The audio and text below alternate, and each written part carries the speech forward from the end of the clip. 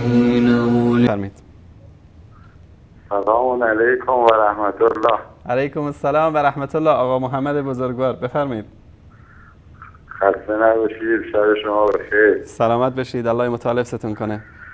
زنده باشید آقای انصاری. خداوند در قرآن می‌فرمایند که کسانی که از من پیروی کنند نه ترسی در آنان خواهد بود و نه غمگین خواهند شد.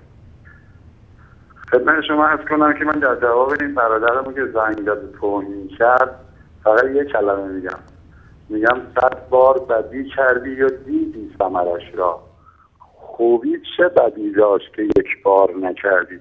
با توهین کردن فحش دادن آدم به نتیجه نمیرسه. فقط قدردانی های کارت اون توتی قدردانیه میشه که خودش مجبور میکنه که آدم یه جوری برخورد کنه دیگه. بلا ادامه میگم مکن کاری که در پاک سنگت آید، جهان با این فراخی تنگت آید. چو فردا نام خواهان نام خواهند، تو را از نام خواندن ننگت آید. خدمت شما عرض کنم این وادی صداقت آقای انصاری. با دروغ و فحش و توهین هیچ کس به هیچ جا نمیرسه. فردای قیامت همینجوری که ما از زبونمون سوال میشیم از گوشمون هم سوال میشیم و باید متوجه باشیم که این گوشمون رو وادار میکنیم به کلماتی که گوش کنیم. همینجوری که ربا دهنده مجرمه، ربا گیرنده هم مجرمه. همینجوری که غیبت کننده مجرمه، غیبت شنونده هم مجرمه.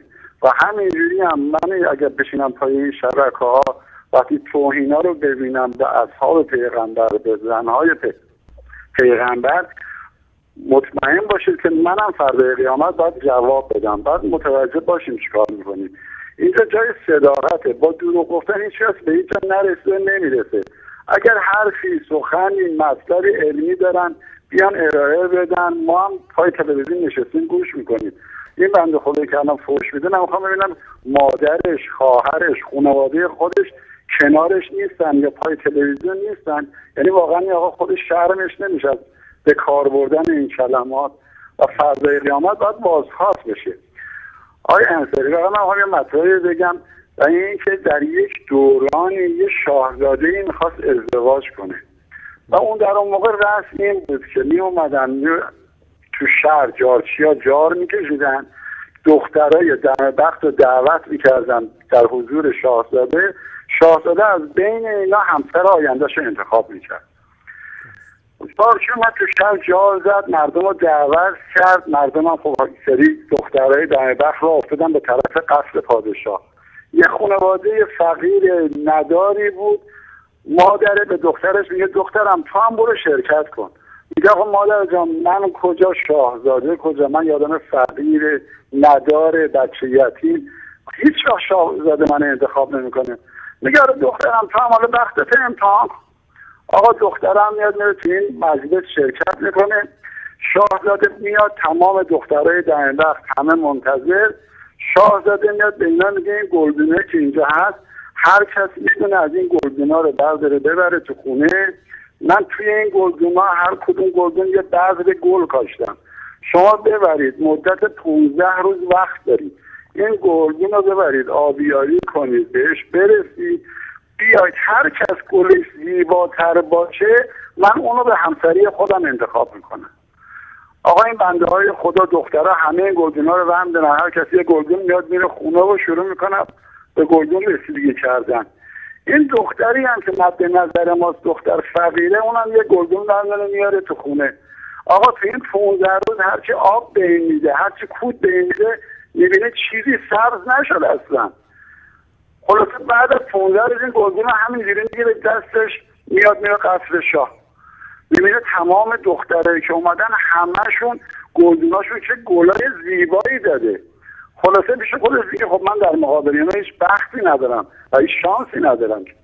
خلاصه شاهزاده میاد از بین تمام این دخترها این دختر انتخاب میکنه.